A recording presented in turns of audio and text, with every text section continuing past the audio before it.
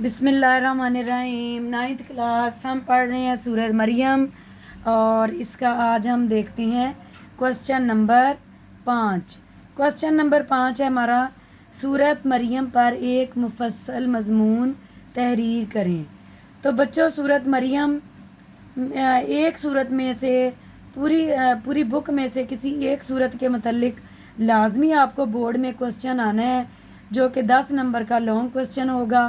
تو اس کا میں طریقہ آپ کو بتاتی ہوں کہ آپ نے اس کو کیسے لکھنا ہے۔ بچوں، اس سوال کو لکھنے کے لیے سب سے پہلے ایک بات میری پکی ذہن میں بٹھا لیں کہ آپ لوگوں نے جو بھی جس صورت میں سے بھی لانگ کوسچن آئے گا، آپ نے اس صورت کا تعارف لازمی لکھنا ہے۔ یہ اس لانگ سوال کا حصہ ہوتا ہے۔ تعارف آپ جیسے فار ایگزامپل آپ کو سورہ مریم کا لانگ کوسچن آتا ہے تو آپ نے تعارف لازمی لکھنا ہے۔ اس کے بعد آپ نے جیسے اس سبق میں ہجرت حبشہ ہے تو ہجرت حبشہ کا تھوڑا سا انٹروڈکشن لکھیں گے، جیسا کہ آپ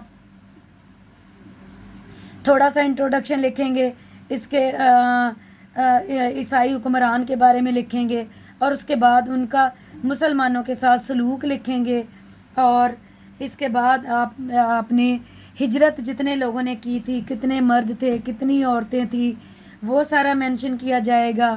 اس کے علاوہ آپ نے پھر جو موسٹ امپورٹنٹ بات ہے وہ جب ہجرت حبشہ میں جو حضرت جعفر بن ابی طالب رضی اللہ تعالیٰ عنہ نے جو تقریر کی تھی، اس کو بھی آپ شارٹ میں لکھیں گے، شارٹ میں اس کا ذکر کریں گے۔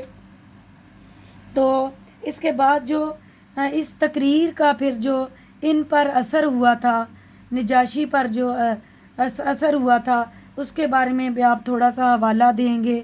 اور یہ دیکھیں ادھر جیسے لکھا ہوا ہے کہ یہ کلام اور انجیل ایک ہی چراغ کی روشنیاں ہیں، اس کا کنکلین تھوڑا سا آپ لکھیں گے۔ یہ لازمی لکھنا ہے آپ نے اس تقریر کا اثر جو ہے۔ آخر میں آپ نے جو مضامین ہیں اس صورت کے مضامین جو ہیں وہ یعنی کس ٹاپک کے متعلق بتایا گیا ہے، اس کو بھی آپ نے ایک دفعہ پڑھ لینا ہے اور پھر اپنے لفظوں میں لکھنا ہے۔ شارٹ کوسچن لانگ کوسچن میں یہ بھی پورشن آئے گا۔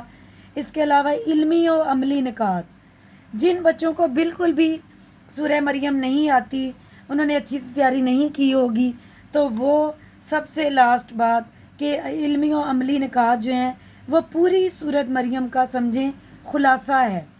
خلاصہ ان پوائنٹس کو ہی بچے اچھے سے پڑھ لیں تو وہ اس کوسچن کو اچھے سے حل کر سکتے ہیں۔ اس کے علاوہ حدیث نبوی ہے، یہ آپ تھوڑا سا لکھ سکتے ہیں۔ اہم بات جو ہے اگر یہ آپ لکھنا چاہیں تو لکھ دیں، یعنی آن دی ہول۔ اس کے لیے میں آپ کو چھوٹی سی اگزامپل دیتی ہوں، جیسا کہ آپ فار ایگزامپل ایک کرکٹ کا میچ ہے۔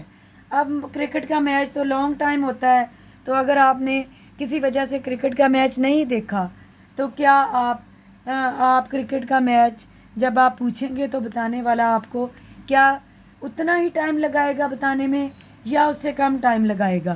تو اس کا یقینی آنسر ہے کہ کم ٹائم لگائے گا۔ تو اسی طرح اس سوال لانگ کوسچن کے آنسر کو بھی آپ نے اسی طرح لکھنا ہے۔